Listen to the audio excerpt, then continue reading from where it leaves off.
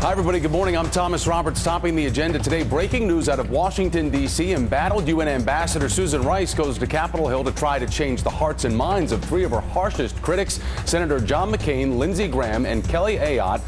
She faced these people in face-to-face meetings wrapping up just moments ago, and they took place at Rice's own request, and with acting CIA Director Mike Morrell by her side. Now, the lawmakers had repeatedly ripped into Rice for weeks because of the interviews that she gave in the aftermath of the attack in Benghazi, Libya. McCain and others saying that she was unfit to serve as the next Secretary of State.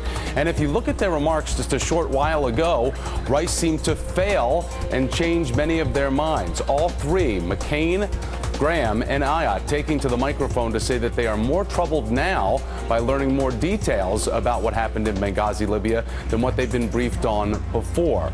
We're going to dig down on this and get to more of it right now with our political power panel for this Tuesday. MSNBC contributor Jonathan Capehart, also an opinion writer for The Washington Post, Democratic strategist Doug Thornell, MSNBC contributor and Republican strategist Susan Del Percio. Guys, it's great to have you here, and we were all watching that just a moment ago. Doug, I want to start with you because each of the senators came out saying they're more troubled by what they learned by Rice and by Mike Morrell being in this meeting about what was known at the time.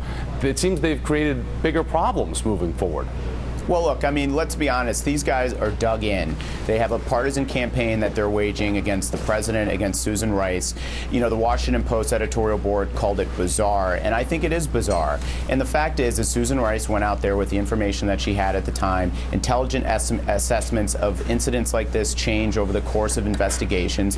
And Republicans have just decided to kind of basically wage this on political terms. And it's unfortunate because the reality is we haven't looked at the objectives the administration have laid out here.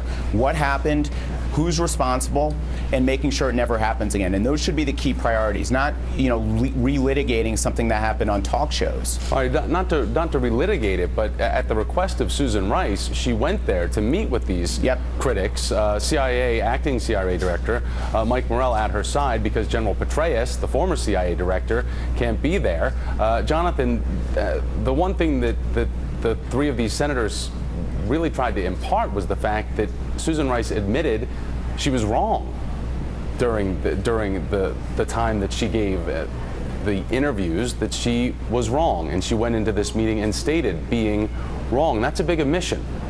That is a big admission, and it was the right thing to do because, I mean, we're Monday morning quarterbacking here. When Susan Rice went on television, it was 5 days after the incident. Here we are months after the incident. We have much more information. We know much more about what happened and what didn't happen. And as Doug said, you know, these situations are rolling catastrophes where the information you get on Monday it could change from the information you get on Tuesday. And I think what's happening here is that, you know, as we said in the editorial that Doug mentioned, while Senators Graham, Ayotte, and McCain are focused on what Susan Rice, Ambassador Rice, said on the Sunday talk shows, they are not asking any questions at all about the real questions about security there at the consulate in Benghazi. That's where their interest and focus and ire should be pointed, not at a UN ambassador who went on the Sunday talk shows as a spokesperson for the administration, imparting the information she was given by the intelligence community. And Susan, for those people that are just joining us, this happened just moments ago in the last hour. I want to remind everybody what the three senators had to say. Take a look. We are significantly troubled by many of the answers that we got and some that we didn't get. Bottom line, I'm more disturbed now than I was before that the 16 September explanation about how 4 Americans died in Benghazi, Libya by Ambassador Rice, I think does not do justice to the reality at the time. Clearly, the impression that was given, the information given to the American people was wrong. In fact, Ambassador Rice said today, absolutely, it was wrong. All right, so hearing there, it was wrong, but a lot of people going into this and speculated about the fact that Rice was taking these meetings diplomatic approach to paving the way to a potential nomination by the president. This seems to stir up more trouble, but is Doug right? Are they just so entrenched that they don't care what Susan Rice has to say, and they're basically acting as if she conducted this investigation herself? Yeah, I'm not sure exactly what their strategy was coming out of that meeting, those three senators. It was a good political move by Susan Rice to ask for the meeting and to go there. It certainly helps her on the PR front. But more importantly, I think the questions that need to be asked now are what Jonathan and Doug referred to. As far as Susan Rice goes, if you have a problem with what she said, look to the administration and look how they handled it, because the fact is that they did fumble along this for almost a month. But it wasn't necessarily Susan Rice's fault, and to use this as a reason to judge her if she's going to be qualified to be Secretary of State really isn't smart politically or policy-wise. But it definitely puts this story back into the top of the A block for every newscast to say that they've come out, they're more troubled than they were before. Doug, do you think just to add on that, I think that was their intention. But I think that was a mistake, because right now people want to see people coming together. What they should have said is that this was a productive meeting. We still have other questions to go on, but we need more conversation, but not to attack her like that. Well, we do want to find out as a country, Doug, exactly what happened there. We did lose 4 American lives, but these, again, and not to lessen this, but we need to put this in the context that it is. These are not tourists that were in Libya. These are 4 State Department workers who knew the dangers of what they were involved in, and they elected to be there. It is a tragic loss of life, but it's not one that we, obviously, as the senator said, this is a terrible intelligence failure. But what is the case moving forward? Now that Rice has gone up there and done her due diligence with meeting with 3 of her harshest critics, Doug, how does Susan Rice move on from this if she is the one that's now, again, by these 3 senators, going to be pinned with, well, she was wrong the whole time?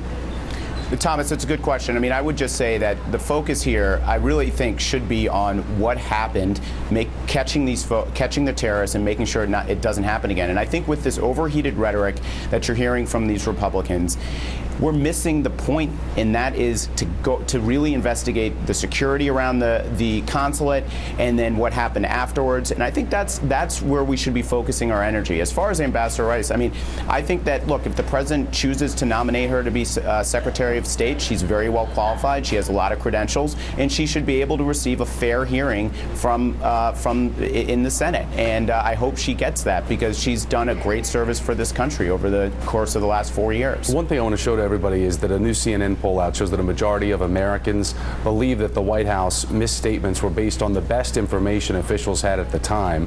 If we can go ahead and show that to everybody, 40% say that there was no cover-up. So, Jonathan, does this meeting give the senators, because of that, and we look at this poll, I mean, how American people feel about this. Does this meeting give the senators basically new ground to move forward on to try to discredit or try to claim that there's some type of deeper cover-up that went on prior to the election? Well, looking at those results, it would seem to me that the senators took a big risk here, because the majority of the American people think the administration put out information, the best information that they had at the time, which is what Susan Rice did. And I think the other danger for these senators is that they look incredibly petty, going after Ambassador Rice, when, as Doug said and I said and Susan recognizes, that the bigger issue here is the security questions and how it was possible that 4 Americans, including the American ambassador, were killed in a violent action. That is the big question, not what the UN ambassador said on the Sunday shows. They look incredibly petty right now. Susan, does this muddy the waters, though, if the president has a desire to move Susan Rice to a cabinet-level position? It shouldn't. I actually think that's where these senators made a bit of a mistake. They should have, again, stepped back to allow further discussion, because it does, Jonathan's right, it does look petty to go after the spokesperson. Go after the problem, but not the spokesperson in this case. And going forward, if the president puts her up, she's going to get it. Let's face it. At the end of the day, her nomination will go through, and I don't think it'll be wise for anyone to really fight it based on these reasons. Our power panel for the day: Susan Del Percio, Jonathan Capehart, Doug Thornell. Great to see all three of you. Thank you. Tom. Thanks, Thanks, Tom. I want to go back now to the other big story unfolding in Washington, the president's fiscal cliff campaign. I want to show you live pictures of the White House where President Obama will meet today with 15 small business owners. It's the first in a series of meetings this week as the administration puts the pressure on Congress to make a deal. The Washington Post reporting today that the talks are accelerating between President Obama and top congressional leaders, among them House Speaker John Boehner, who was on the phone with the president over the weekend. The White House's PR campaign is being buoyed along by billionaire supporter Warren Buffett, who once again voiced support for tax hikes for Americans just like him. And I think it would have a great effect in terms of the morale of the middle class who have seen themselves paying high payroll taxes, income taxes.